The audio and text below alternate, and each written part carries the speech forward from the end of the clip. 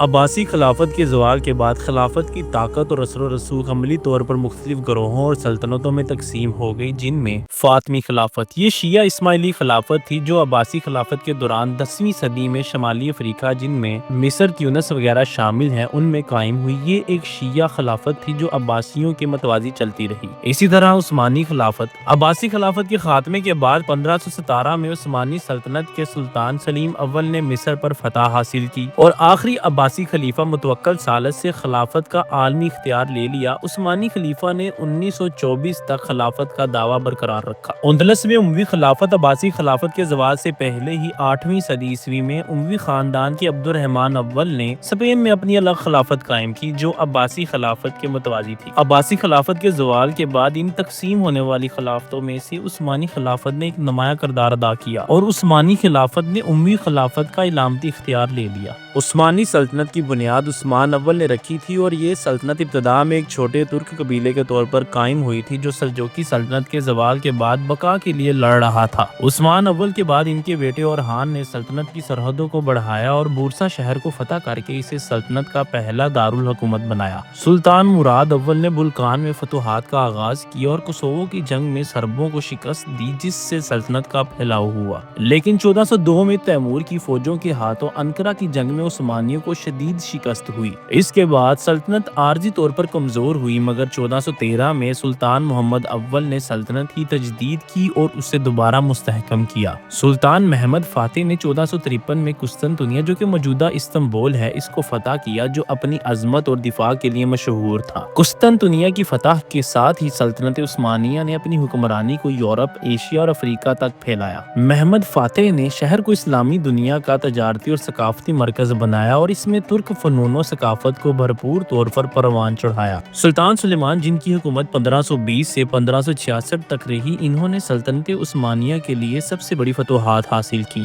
ان کی حکمرانی میں سلطنت کا رقبہ 1.8 کروڑ مربع کلومیٹر تک پہنچا۔ انہوں نے مغربی یورپ میں ہنگری کے علاقے اور مشرقی وسطی میں شام، عراق اور مصر پر قبضہ کیا۔ سلطان سلیمان نے اپنے قانونی نظام کی بنیاد رکھی جو اسلامی فقہ اور سلطنت کے جدید قوانین کا امتزاج تھا۔ ان کے دور میں عثمانی سلطنت ایک مضبوط بحری طاقت بھی بنی جس نے بحیرہ روم اور بحیرہ اسود کے علاقوں میں اپنی حکمرانی مضبوط کی۔ عثمانی فوج کا ایک اہم حصہ یعنی چریز فورس تھی جو ایک ایلیٹ فوجی یونٹ تھا۔ یہ فوجی یونٹ ابتدا میں غلاموں پر مشتمل تھا اور اسے مخصوص طور پر تربیت دی جاتی تھی تاکہ وہ سلطان کے وفادار رہیں۔ 16ویں صدی میں ینیچریز نے سلطنت کی جنگی کامیابیوں میں کلیدی کردار ادا کیا۔ عثمانی سلطنت کی بحریہ نے بحیرہ روم، بحیرہ اسود میں اپنی حکمرانی کو مستحکم کیا۔ سلطان سلیمان نے بحری قوت کو بڑھایا اور برہان جیسے مشہور عثمانی بحری کمانڈروں کو اپنی طرف سے لڑنے کے لیے متعارف کرایا۔ عثمانی سلطنت نے اپنے فوجی نظام میں مختلف اوقات میں اصلاحات کی، فوج کی تربیت میں نئی ٹیکنالوجیز اور جنگی حکمت عملیوں کو شامل کیا تاکہ سلطنت کو جنگوں میں کامیابی حاصل ہو۔ عثمانی حکمرانوں نے خلیفہ ہونے کا دعویٰ کیا، یعنی وہ اسلام کے سیاسی رہنما کے طور پر بھی تسلیم کیے گئے۔ سلطان کے پاس مکمل اقتدار تھا لیکن دیوان جس میں وزیروں کا مشاورتی اجلاس ہوتا اور وزیروں کی مشاورت سے فیصلے کیے جاتے تھے۔ بادشاہ کو مختلف علاقوں کا گورنر مقرر کیا جاتا تھا۔ ان کے پاس مقامی انتظامیہ کی نگرانی کا اختیار ہوتا تھا۔ عثمانی سلطنت میں شریعت کو ریاستی قوانین کے ساتھ ملایا گیا تھا۔ قاضی کا کردار بہت اہم تھا جو اسلامی فقہ اور سلطنت کے قوانین کے تحت فیصلے کرتے تھے۔